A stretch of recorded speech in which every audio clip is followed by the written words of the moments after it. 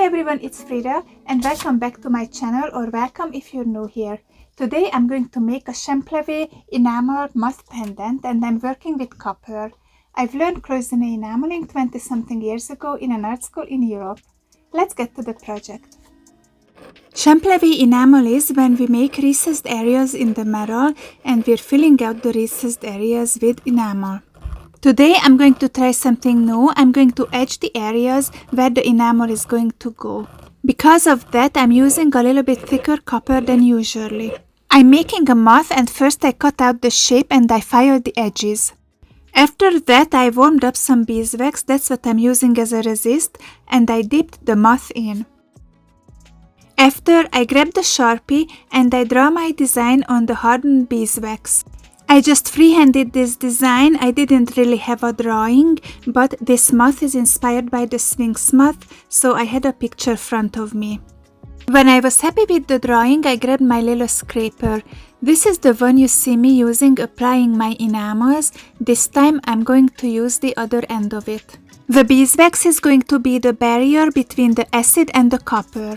I'm scraping the wax off around the black lines. So the black lines are going to end up as the raised areas. You can see I draw some lines on the body, but I ended up scraping the whole body out because I didn't want the areas to be too small. This is actually so satisfying to do and the beeswax smells amazing. It makes me wanna make some candles. Have you ever done that? When I scraped out all the wax I wanted to scrape out, I made my homemade acid. I'm going to edit a longer video for Patreon where I'm going to share the recipe and I'm going to share more technical details about this process. Check my Patreon out if you're interested in learning enameling. I have a lots of extra content there. This acid I'm using, it's a pretty mild one, so I'm keeping the piece in it for a long while. You see how it's sizzling, bubbling? It means it's working. You can hear it too if you listen carefully. When the divots were deep enough, I removed it from the acid. I rinsed it with baking soda and water. I removed the wax from it, I just scraped it off, and I washed the piece with isopropyl alcohol. I drilled 2 holes to be able to hang the pendant. Now I put my pendant on a trivet, I grabbed my torch and I annealed the piece. That's because I wanted to make it more malleable before doming it. I warmed it up nice and red and I quenched it in pickle instead of water just to speed up the process. The pickle is going to clean off the oxides developed during annealing. I left the pickle work and I went outside and made a tea. You see guys those poles behind me? Those mark a vertical mine shaft which people in the 1800s dug looking for silver ore. We have several mine shafts like this on our land and on our neighboring lands. Actually, there was a whole mining operation here. People even lived here in tents. Not just a few, there was a whole village here. Let's get back to the project. You see how nice and clean the copper became? I domed it. I like to do this to prevent warping and it just looks so much better this way. Now I sifted the back with black counter enamel and I fired it off camera. I pickled it and now I'm sifting the front with clear fuse. Now I'm firing it and I'm firing it long enough to have time for the oxides to dissolve in the clear fuse. You see that's happening when the surface becomes nice golden color. Now I'm going to fold some wires and I'm going to add them to the cells to add more details to this nice little moth. The cells are pretty shallow, so I'm going to add thin round wires. As I told you, I didn't make a drawing, I just making up the design as I go. I used glue to put the wires on the surface of the pendant.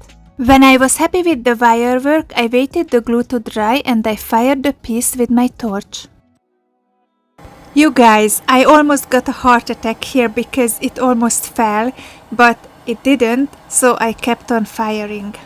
During this firing, those little wires are going to get stuck in the melted base coat.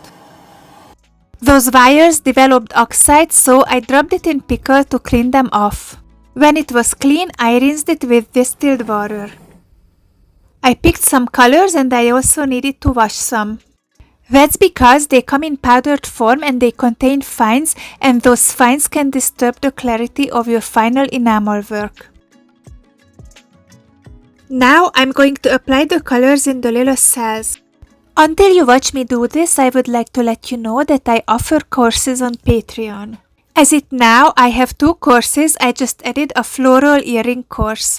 These courses are very detailed. You can follow me step by step, and by the end of these courses, you will end up with a beautiful piece for yourself, and you will learn a lot about this beautiful technique. They are also beginner friendly. I'm going to leave the links in the description. I use a paintbrush and a scraper. I also use a lot of water. The water helps the enamel to get to the corners of the little cells. It takes some time, so I sped up the footage. When it was done, I put the enamel aside to dry. I took a break and I had some tea.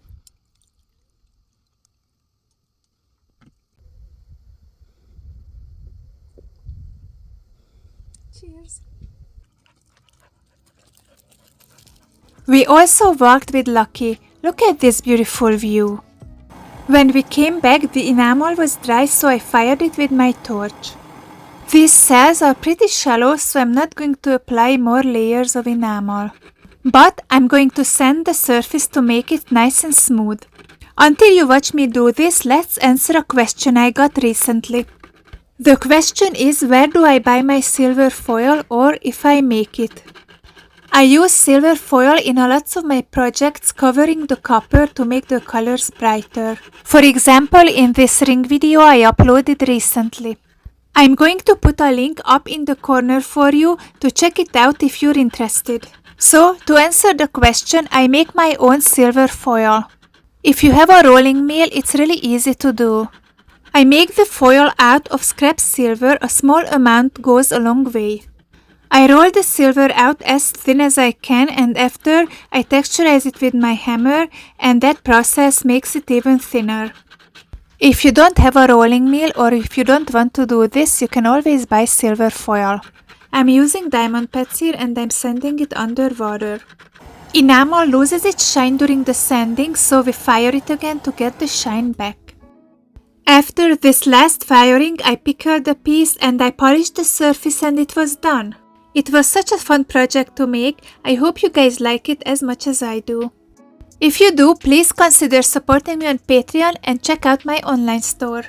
This is it from me today. Please like, share and subscribe, and thank you guys so much for watching, and see you in the next video. Bye!